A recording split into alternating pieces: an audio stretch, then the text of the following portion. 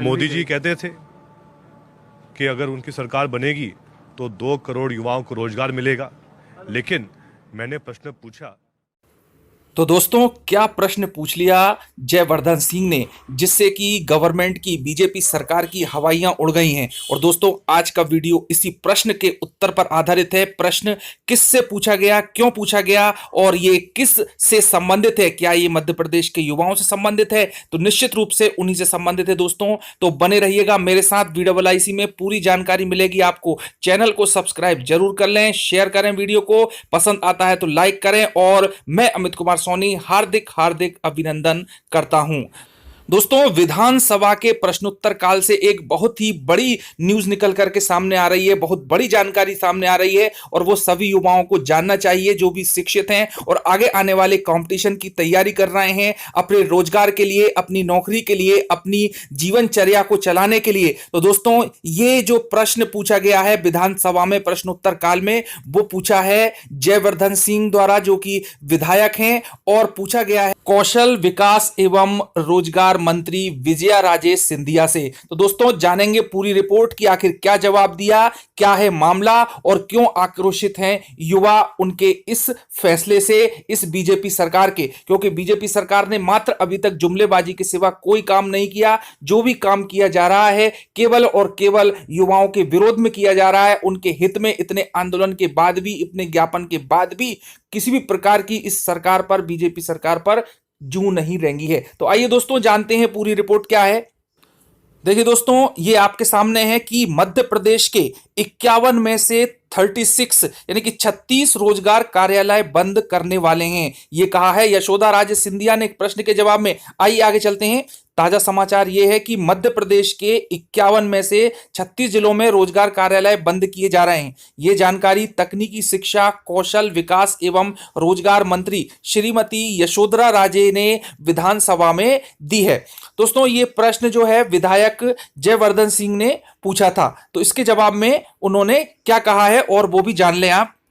देखिए दोस्तों वर्तमान कंडीशन है मध्य प्रदेश की कि मध्य प्रदेश में ना तो रोजगार और ना रोजगार कार्यालय। मध्य प्रदेश में रोजगार एक बड़ा मुद्दा बन गया है। शिवराज सिंह चौहान सरकार ना तो रिक्त पदों पर योग्य युवा उम्मीदवारों को सरकारी नौकरी के अवसर प्रदान कर रही है और ना ही उद्योगों में नौकरी दिलवा पा रही है। मध्य प्रदेश के अशिक्षित नागरिक पूरे भारत में मजदूरी कर रहे हैं और साथ ही साथ मध्य प्रदेश की पहचान अब सबसे सस्ते मजदूर वाले राज्य के रूप में जानी जाने लगी है। दोस्तों अशिक्षित ही नहीं बल्कि शिक्षित युवा भी इस सरकार से परेशान हो चुके हैं। हर जिले में, प्रदेश के पूरे 52 जिलों में डेली आंदोलन किया जा रहा है बेरोजगारी को लेकर के, घपलों को लेकर के, घोटालों को लेकर के, लेकिन प्रशासन केवल स्वशासन ही दिखाई देता है। इसके अलावा उनको किसी भी प्रकार की कोई भी सांत्वना, सद्भावना की नीति पर कार्य करते हुए नहीं देखा जा सकता। दोस्तों अब हम बढ़ते हैं कि विधानसभा में जयवर्धन सिंह ने क्या प्रश्न पूछा है विजया राजे सिंधिया से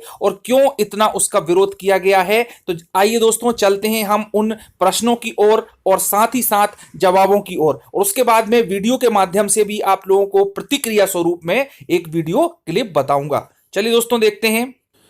देखिए दोस्तों आपके सामने एक प्रोफार्मा फॉर्मेट नजर आ रहा है जिसमें कि प्रश्न लिखे हुए हैं और साथ में नीचे उत्तर भी हैं। वो मैं आपको बताऊंगा कि रोजगार कार्यालयों से बेरोजगारों को रोजगार, तकनीकी शिक्षा, कौशल विकास एवं रोजगार। तो श्री जयवर्धन सिंह इन्होंने प्रश्न पूछा है। तो आइए दोस्तों चलते हैं मेन प्रश्न की ओर। वैसे तो कई सारे प्रश्न पूछे हैं रोजगार से संबंधित, लेकिन हम उनमें से कुछ प्रमुख प्रश्नों के ही बारे में बात करेंगे और वही हमारे लिए उचित रहेगा।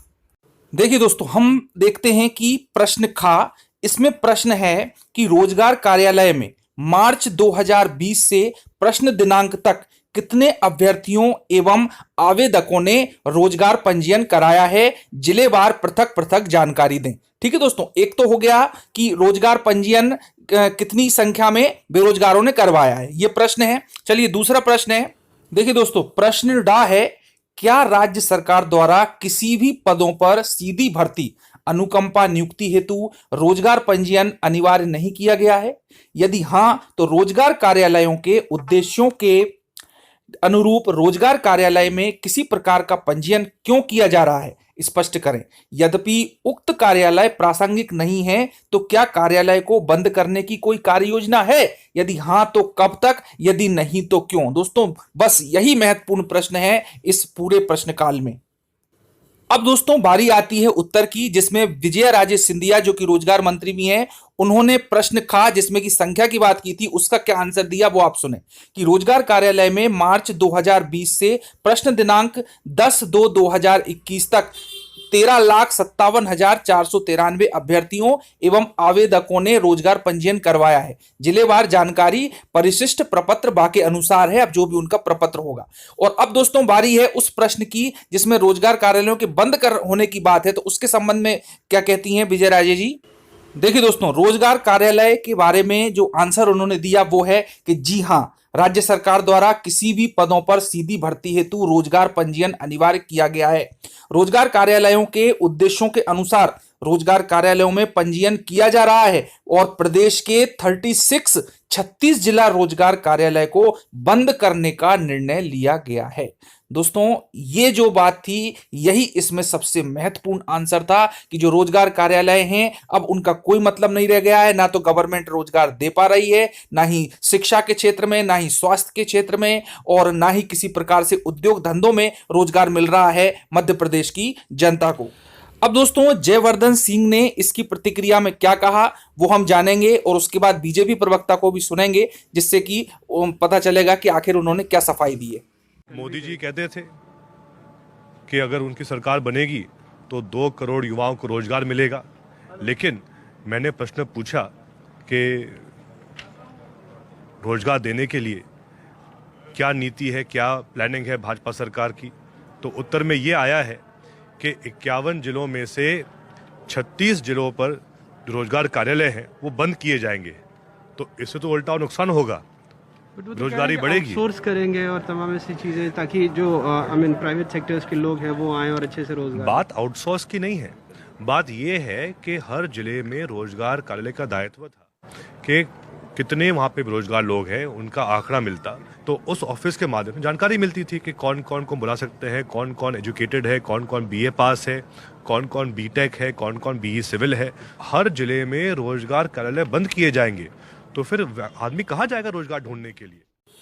तो दोस्तों जयवर्धन सिंह जी ने रोजगार कार्यालय के बंद होने का विरोध स्वरूप कुछ बातें कही हैं और अब क्या कुछ सफाई दी है बीजेपी ने वो भी आप सुन लें।